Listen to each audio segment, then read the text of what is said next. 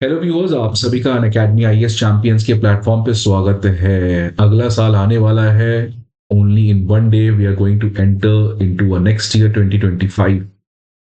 इस साल या पिछले 2 साल में आप देखिएगा तो जियोपॉलिटिकल इंस्टेबिलिटी बहुत ही ज्यादा था। जिस तरीके से कोविड आया, कोविड के बाद सबको लगा कि अब द वर्ल्ड विल अंडरस्टैंड कि किस तरीके से हम आपस में बटे हुए हैं, कितना ज्यादा ग्लोबल चैलेंजेस आने वाले हैं। बट ऐसा हुआ नहीं। इनफैक्ट 2020 में कोविड के बाद all the geopolitical fault lines वो और ज्यादा बढ़ गए, टेंशंस बढ़ गई। और उसके बाद आप देख सकते हैं कैसे रशिया यूक्रेन का वॉर हुआ, इजराइल ईरान के बीच में हॉट और कोल्ड वॉर हुआ। और इसी ट्रेंड के हिसाब से 2025 में डोनाल्ड ट्रंप के आने के बाद कुछ लोग कहते हैं कि अमेरिका का एक डिक्लाइन है, और ज्यादा फास्ट होगा और इस तरीके के जियोपॉलिटिकल इंस्टेबिलिटीज बढ़ेंगे। कुछ लोग का ये भी कहना है कि डोनाल्ड ट्रंप आने की वजह से डिप्लोमेसी के थ्रू इन वॉर्स को रिजॉल्व कर पाएंगे। अब ये तो पता चलेगा 2025 में क्या होता है। लेकिन यूरोप के लिए 2025 लगता है काफी ज्यादा मुश्किल होगा।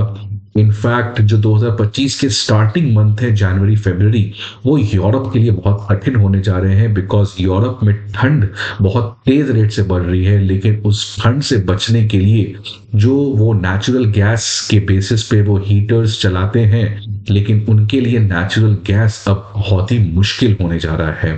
जी हाँ दोस्तों, एक बड़ी डेवलपमेंट आ रही है जहां पे रशिया ने कहा है कि अब कोई भी नेचुरल गैस यूरोप के किसी भी कंट्री को 1 जनवरी 2025 से नहीं दिए जाएंगे। अब इस डेवलपमेंट को अब एक और डेवलपमेंट से जोड़ दीजिएगा तो कतर ने भी एक तरीके से ब्लॉकेड की बात की है कि वो भी यूरोप को नेचुरल गैस की सप्लाई नहीं करेगा। तो एक तरीके से ये दोनों बल्क में नेचुरल गैस को हमेशा से सप्लाई करते आए हैं। रशिया यूक्रेन वॉर के होने के बाद भी बहुत सारे ऐसे यूरोपियन यूनियन के कंट्रीज हैं जो इस समय रशिया से नेचुरल गैस को परचेस कर रहे हैं। तो एक तरीके से ये जो नेचुरल गैस का ऑलरेडी क्राइसिस यूरोप में चल रहा है, ये और ज्यादा बढ़ेगा। अब आखिरकार ये पूरा न्यूज क्या है, और इसके बाद हम लोग लास्ट में ये भी बात करेंगे कि आखिरकार यूरोप में चल क्या रहा है, आज यूरोप क्यों बहुत सारे क्राइसिस से गुजर रहा है। अब देखिए न्यूज क्या है, इस न्यूज को समझिए आप कि रशिया से नेचुरल गैस यूक्रेन के गैस पाइपलाइन से होते हुए यूरोपियन यूनियन के कंट्रीज को जाता है। खासकर वो यूरोपियन यूनियन के कंट्रीज जो रशिया के साथ काफी क्लोज बॉर्डर शेयर करते हैं। तो उन कंट्रीज को अभी तक एक एग्रीमेंट हुआ था 2019 में, जहां पे ये तय किया गया था कि जो यूक्रेन के गैस पाइपलाइंस हैं उनमें रशिया के गैस को भेजा जाएगा, इससे वो ईस्टर्न यूरोपियन यूनियन के कंट्रीज में नेचुरल गैस को सप्लाई कर देंगे। अब ये एग्रीमेंट 2019 में हुआ था, 5 साल की इसकी वैलिडिटी थी। 2024 के एंड में ये एक्सपायर कर जाएगा। जेलेंस्की ने कहा है कि अब इस एग्रीमेंट को हम रिन्यू नहीं करेंगे, अब हम अपने गैस पाइपलाइंस को रशिया के नेचुरल गैस को सप्लाई करने के लिए अलाउंस नहीं देंगे। तो इसी कॉन्टेक्स्ट में पुतिन ने कहा कि हम तो ऐसे भी नहीं भेजते, आप अलाउ करिए या नहीं करिए। जिस तरीके से यूरोपियन यूनियन ने हमें परेशान किया है, हम क्यों उनके ठंड में उनकी मदद करें, हम क्यों नेचुरल गैस की सप्लाई करें।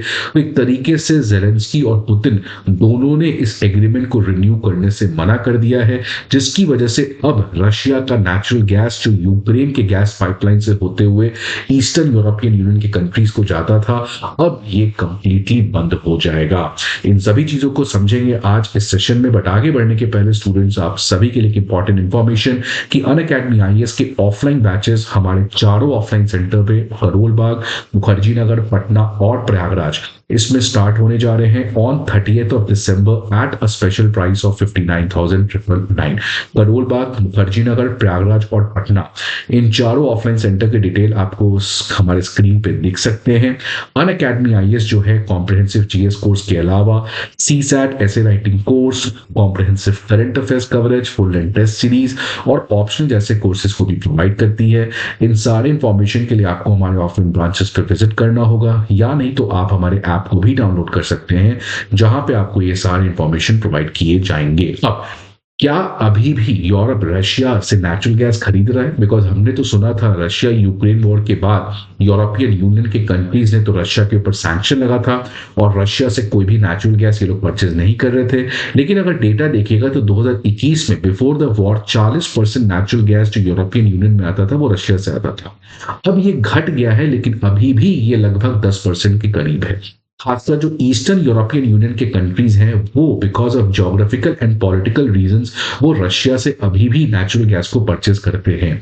इसीलिए जयशंकर जी ने एक तरीके से कहा था कि ये जो यूरोपियन यूनियन कह रहा है कि इंडिया फंड कर रहा है रशिया यूक्रेन वॉर को रशिया से ऑयल खरीद के, इनफैक्ट चीप ऑयल खरीद के, तो आखिरकार यूरोप क्या कर रहा है? इनफैक्ट यूरोप 6 गुना ज्यादा अपने एनर्जी इंपोर्ट करता है रशिया से जितना इंडिया करता है। इसीलिए इंडिया ने इस पर्टिकुलर ऑयल के परचेस को रशिया से कंटिन्यू किया था। अब ये जो रशिया से एनर्जी की सप्लाई यूरोप को होती है ये दो माध्यम से होती है। एक तो बाल्टिक सी में जो नॉर्थ स्ट्रीम पाइपलाइन है उसके थ्रू होती है, लेकिन अब इसको रोक दिया गया है रशिया यूक्रेन वॉर के बाद। लेकिन एक और रूट है जो आप ये रूट देख सकते हैं। यहां पे क्या है कि रशिया के जो नेचुरल गैस है वो यूक्रेन में जो गैस पाइपलाइंस हैं उसको यूज करके वो ईस्टर्न यूरोपियन यूनियन के countries such as Hungary, Romania, चेक रिपब्लिक, ऑस्ट्रिया, पोलैंड, इन कंट्रीज को रशिया का नेचुरल गैस को भेजा जाता था। इसमें यूक्रेन के गैस पाइपलाइन को यूज किया जाता था। इसको यूक्रेन ने इजाजत दी थी 2019 के उस एग्रीमेंट में जहां पे कहा गया था कि रशिया जो है वो यूक्रेन के इस बहुत बड़े पाइपलाइन के नेटवर्क को यूज कर सकता है in order to supply natural gas to central EU countries. लेकिन जब से ये वॉर स्टार्ट हुआ है उसके बाद से रशिया ने ऑलरेडी जर्मनी और पोलैंड को नेचुरल गैस सप्लाई करने से मना कर दिया है। लेकिन अभी भी खासकर 3 कंट्री स्लोवाकिया, हंगरी और ऑस्ट्रिया, ये तीनों कंट्री अभी भी इस एग्रीमेंट के अंदर रशिया के से नेचुरल गैस ले रहे थे। लेकिन अब क्योंकि यूक्रेन के जेलेंस्की ने इस एग्रीमेंट को रिन्यू करने में मना कर दिया है और पुतिन ने भी कहा है कि हम ऐसे भी नहीं भेजते, तो उसके बाद कुछ कंट्रीज के लिए बहुत बड़ा प्रॉब्लम क्रिएट हो गया है, जिसकी वजह से स्लोवाकिया के प्राइम मिनिस्टर रॉबर्ट फीको और Hungarian prime minister Viktor Orban, इन दोनों ने कहा है कि हम डायरेक्टली पुतिन से मुलाकात करेंगे और हम रिक्वेस्ट करेंगे कि क्या हम यूक्रेन के गैस पाइपलाइन को यूज किए बिना किसी तरीके से रशिया से नेचुरल गैस को डायरेक्टली परचेस कर सकते हैं। यूरोपियन यूनियन के कंट्रीज को ये अच्छा नहीं लगेगा, बट इन कंट्रीज की भी मजबूरी है बिकॉज इन्फ्लेशन बहुत बड़ा एक प्रॉब्लम बनते हुए नजर आ रहा है। लेकिन इसी प्रॉब्लम को और ज्यादा बढ़ाने के लिए कतर ने भी रशिया का हाथ ज्वाइन कर लिया है। अब देखिए कतर का क्या मसला है। यूरोपियन यूनियन ने इस साल जुलाई के महीने में corporate sustainability due diligence directive launch किया।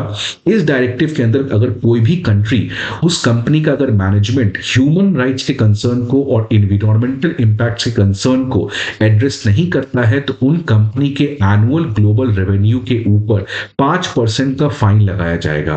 तो ये डायरेक्टिव के बाद कतर के नेचुरल गैस कंपनीज के लिए प्रॉब्लम आ सकता है, खासकर इन्वायरमेंटल रिलेटेड। इसलिए कतर ने कहा है कि अगर बॉस आप 5% के ऊपर हमारा टैक्स लगाओगे तो हम इनफैक्ट सारा गैस एक्सपोर्ट यूरोपियन यूनियन को बंद कर देंगे। तो ये कतर ने भी डायरेक्टली कहा है कि हम मजाक नहीं कर रहे हैं, इस धमकी को आप सीरियस मानिएगा। तो यही प्रॉब्लम आज यूरोप के लिए है कि अगला साल जिस तरीके से विंटर बढ़ा है यूरोपियन यूनियन में, कैसे वो इस विंटर चिल को झेल पाएगा। इसके अलावा यूरोप में एक और क्राइसिस अब बनते हुए नजर आ रहा है। फिनलैंड और रशिया के बीच में बहुत टेंशन बढ़े हैं बिकॉज जिस तरीके से फिनलैंड ने लास्ट वीक रशिया के एक वेसल को कब्जे कर लिया और कहा कि ये जो वेसल है इसने बाल्टिक सी के पावर केबल्स को डिस्ट्रॉय किया है, रशिया ने कहा है कि आप मुझे इस तरीके से प्रोवोक नहीं करें। ऑलरेडी फिनलैंड ने रशिया को प्रोवोक कर दिया है बिकॉज 2024 में वॉर के बाद पहला कंट्री जो नाटो ज्वाइन किया है वो है फिनलैंड। तो उसकी वजह से ऑलरेडी रशिया जो है वो फिनलैंड के साथ किसी ना किसी तरीके के टेंशन गेम को खेल रहा है। अब बाल्टिक सी में एक नया बगावत खड़ा हो गया है, खासकर ये जो सबमरीन केबल्स हैं इनको डिस्ट्रॉय करने का आरोप ये सारे कंट्रीज रशिया के ऊपर लगा रहे हैं। सवाल आता है कि आज यूरोपियन यूनियन में चल क्या रहा है। तो आज यूरोपियन यूनियन एक मेस में है, एक बहुत बड़े प्रॉब्लम से है। कैसे वो उससे निकल पाएगा इसका कोई भी गाना नहीं है। है। अगर आप देखिएगा तो 5 प्रमुख प्रॉब्लम है। एक तो रशिया यूक्रेन है ही, लेकिन उसके अलावा देखिए पॉलिटिकल इंस्टेबिलिटी, देखिए फ्रांस में क्या हुआ, प्राइम मिनिस्टर को रिजाइन करना पड़ा। जर्मनी में देखिए सरकार गिर गया। इकोनॉमिक रिसेशन, ब्रिटेन में 0% growth, Germany slow down, France slow down, lack of cohesion. पहले यूरोपियन यूनियन एक साथ काम करता था, आज European Union north versus south में बट गया है, ईस्ट वर्सेस वेस्ट में बट गया है। तो आज यूरोपियन यूनियन जो एकजुटता से काम करता था, आज वो कहीं नहीं है। डोनाल्ड ट्रंप के आने की वजह से अगेन यूरोपियन यूनियन के ऊपर काफी बड़ा प्रेशर है अपने डिफेंस एग्रीमेंट को बढ़ाने के लिए, अपने डिफेंस स्पेंडिंग को बढ़ाने के लिए। इसलिए डोनाल्ड ट्रंप कैसे यूरोपियन यूनियन को टैकल करते हैं, ये भी एक बहुत बड़ा सवाल होगा यूरोपियन यूनियन के लिए। बिकॉज रिसेंटली आपको पता है कि डोनाल्ड ट्रंप ने धमकी दिया था कि आप अगर हमसे तेल और नेचुरल गैस नहीं खरीदते हैं तो अब आपके ऊपर भी टैरिफ बढ़ा दिया जाएगा।